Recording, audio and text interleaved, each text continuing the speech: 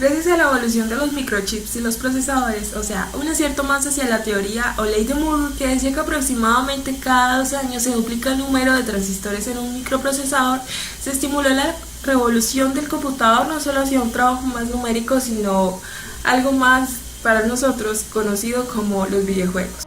Pero todo esto gracias a dos culturas, los hackers, extremistas que creían en el derecho a la libre manipulación, y por otro lado los emprendedores, rebeldes deseosos de interrumpir en la industria de los juegos de entretenimiento, dominada en aquel momento por los sindicatos de distribuidores de máquinas de pinball y a punto de experimentar una revolución digital.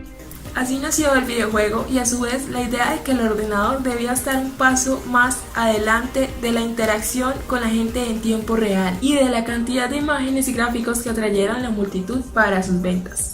En 1946, en el Instituto de Tecnología de Massachusetts había un club de integrantes o asociación que se llamaba Club de Modelismo Ferroviario y se reunían en cierta parte secreta para desarrollar vías férreas como maquetas, megamaquetas con decenas de vías, cruces, transvías, luces y ciudades.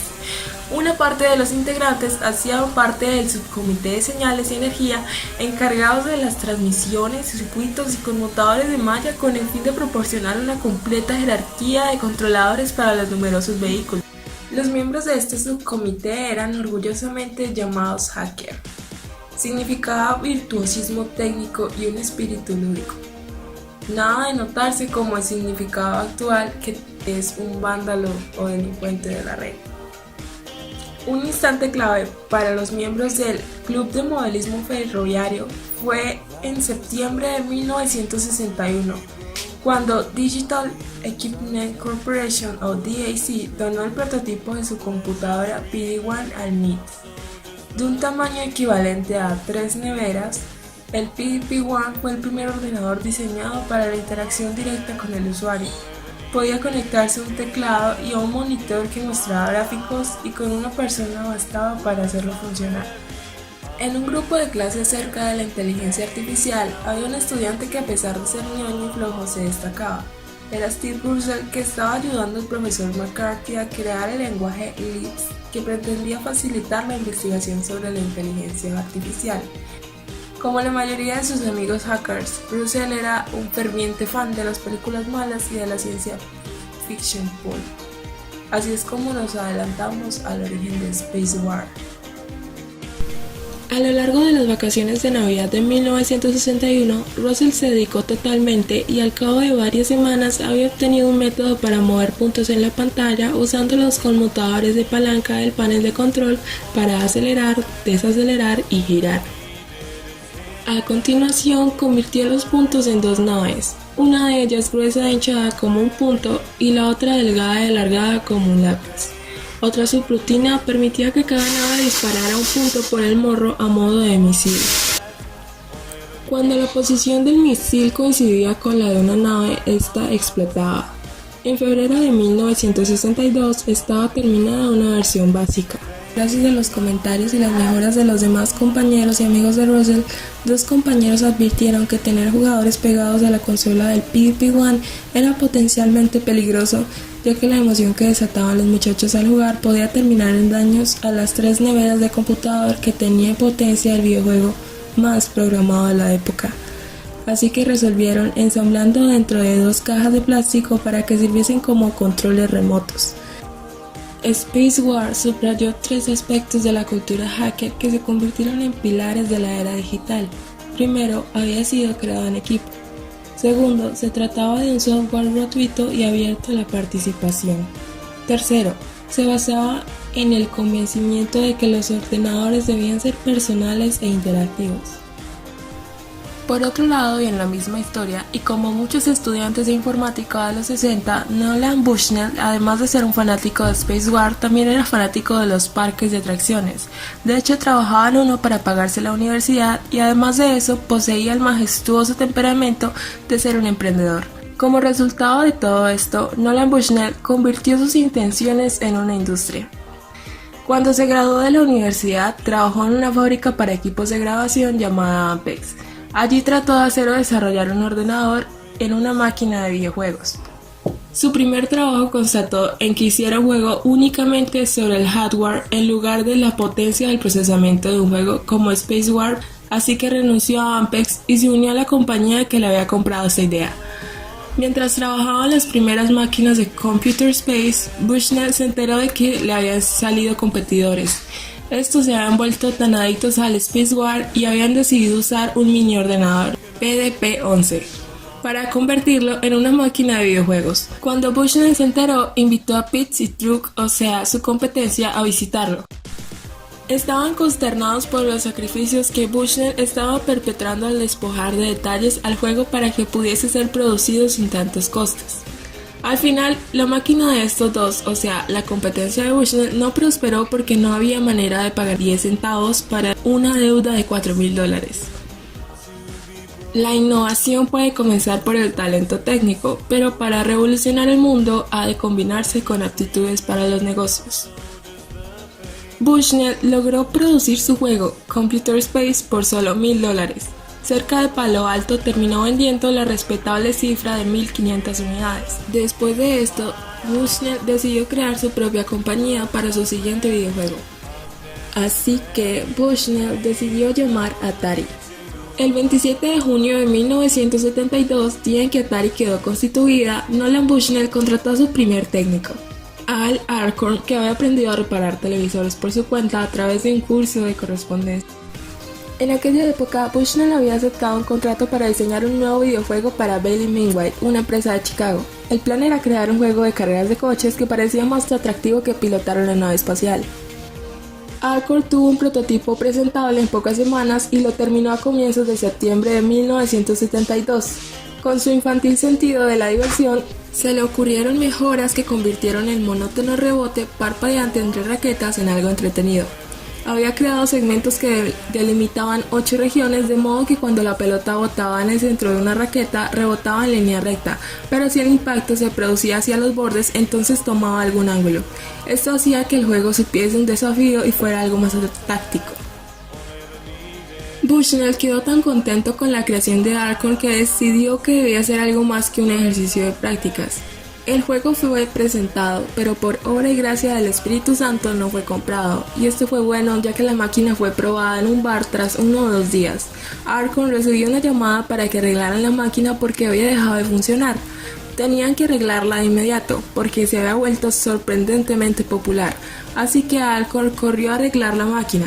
En cuanto la abrió, descubrió el problema: la caja de monedas estaba tan llena que había reventado. El dinero se esparció por todo el suelo. Bushnell y Alcorn sabían que tenían entre manos un triunfo seguro. Una máquina de las comunes solía generar unos $10 al día. Pong generaba 40. De repente, la decisión de Bailey de no aceptar el juego les pareció una bendición. El empresario que Bushnell llevaba adentro salió a relucir. Decidió que Atari fabricaría el juego por su propia cuenta, aun cuando no contasen con financiación ni equipo. La innovación requiere contar con 3 cosas como mínimo: una gran idea, el talento técnico para llevarla a cabo y la experiencia empresarial. Nolan Bushnell consiguió esta tríada con tan solo 29 años, motivo por el que en mayor grado fue quien se convirtió en el innovador que propuso la industria del videojuego. Estoy orgulloso del modo en que fuimos capaces de diseñar Pong, pero aún lo estoy más de la manera en que me las arreglé y planifiqué el negocio desde el punto de vista económico. Diseñar el juego fue fácil, levantar la compañía sin dinero fue difícil.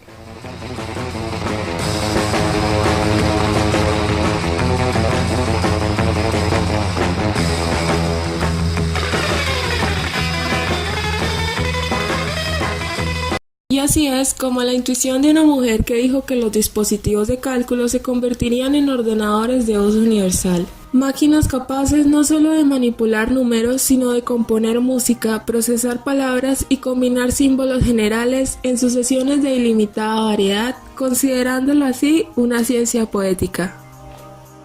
A pesar de ese florecimiento de ciencia poética, Ada justificó desde siempre que ningún ordenador, por muy potente que fuera, llegaría a ser jamás realmente una máquina pensante.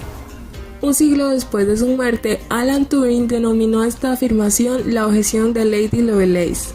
para luego tratar de refutarla proporcionando una definición operativa de máquina pensante. Que a una persona que le planteara preguntas no pudiera distinguir las respuestas de la máquina de las de un humano y prediciendo que habría un ordenador que superaría esta prueba. Pero de eso hace más de 60 años y ninguna máquina ha superado el test de Turing, una prueba bastante sencilla y posiblemente no demasiado significativa. Y desde luego, ninguna ha superado el listón de Ada, aún más alto, de ser capaz de originar cualquier pensamiento propio.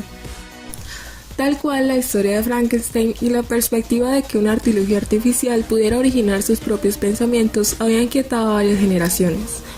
Esto era y es un ingrediente básico de la ciencia ficción.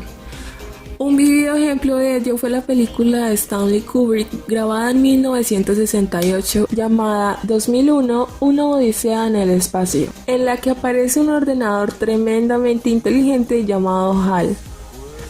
Con su voz tranquila, HAL exhibe los atributos propios de un humano, las capacidades de hablar, de razonar, de reconocer rostros, de apreciar la belleza, de mostrar emociones y por supuesto de jugar al ajedrez. Cuando HAL parece funcionar mal, los astronautas humanos deciden desconectarlo. HAL se entera del plan y los mata a todos excepto a uno.